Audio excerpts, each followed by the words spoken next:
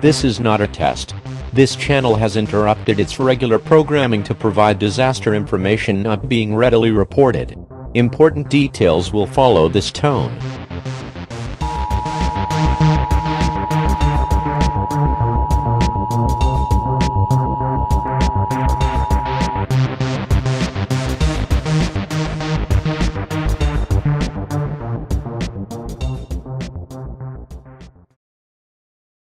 About 79 head of cattle have died on a farm in St. George, Australia, believed to be infected with the bacteria that causes anthrax.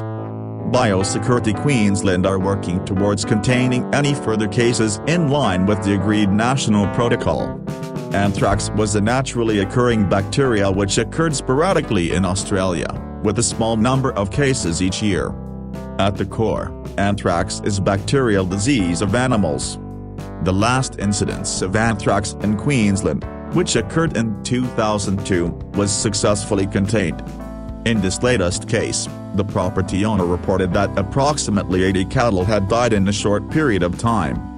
Since the bacteria has been confirmed, biosecurity orders have been put in place to restrict the movement of people, stock and vehicles on and off the infected property. It is believed the cattle deaths were caused by the disturbance of contaminated soil, followed by rainfall that distributed the soil containing the bacteria. A United Airlines flight made an emergency landing on Wednesday after the aircraft struck a bird shortly after takeoff. Fortunately, there were no injuries, according to an airline officials. United Flight 164 left Tampa International Airport for Houston George Bush Intercontinental Airport around 7:40 a.m. and returned after what was later determined to be a bird strike. It was far less dramatic than the 2009 bird strike, in which Captain Sully guided Seattle-bound U.S. Airways flight to an emergency water landing on the Hudson River in New York City. That plane's engines lost thrust when it struck a flock of Canada geese following takeoff from New York's LaGuardia Airport. Bird strikes are common during commercial flights but rarely result in catastrophe. In Wednesday's case, ground cruisers will conduct a full inspection of the aircraft to see whether the same plane can be used to accommodate the inconvenienced passengers. An Alaska volcano that's been active since mid-December has erupted again with an ash cloud that could threaten airliners. The Alaska Volcano Observatory says Bogosloff volcano in the Aleutian Islands started erupting at 10:36 p.m. Tuesday and threw an ash cloud 6.6 miles into the air. The eruption was marked by seismic activity and lightning that subsided about 1:30 a.m. Wednesday. Ash can harm stop jet engines. Ash from southwest Alaska volcanoes are a threat to airliners operating between North America and Asia when a cloud rises above 20,000 feet or 3.7 miles. The observatory says the volcano spewed ash for about 3 hours. The National Weather Service said trace amounts of ash could fall on the major fishing port of Dutch Harbor.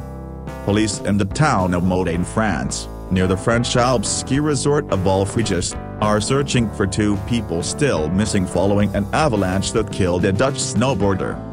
About 60 rescuers, plus rescue dogs, continued the search Wednesday, the day after the avalanche struck near the Italian border. Police said the risk of new snowslides in the same sector remains high, and the zone needed to be secured with artificially triggered avalanches before the search resumed. 4 people have died of a strange disease in the Bindon village area of Nigeria.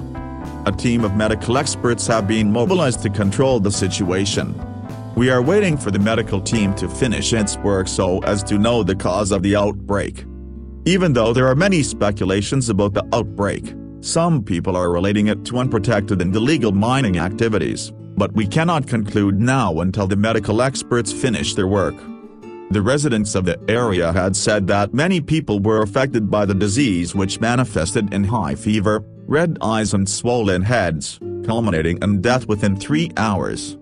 A resident stated that over 10 people had died in the village and that many others were rushed to General Hospital for medical attention. According to him, The disease affected mostly women and children and called for a speedy response to curtail its spread. Finally, rural Clevedon, New Zealand is bearing the brunt of torrential rain and flooding. With more rain bearing down, people have been forced to evacuate.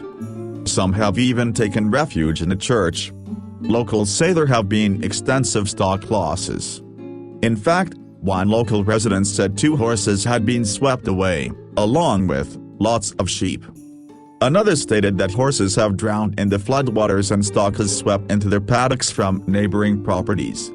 One Cleveland resident said he and other locals had never seen such extreme flooding in the area.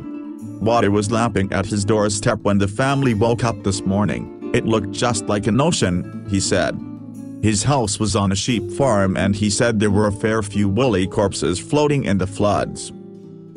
Thank you for tuning in. If you found this to be interesting, please like, share, and subscribe. While at it, post your thoughts on this and whatever else is on your mind below. If you like the social media thing, you can link to us via the standard allotted social sites in the description. Have a great day, guys. Stay safe. This concludes this report of the emergency alert system. All normal programming operations may now resume.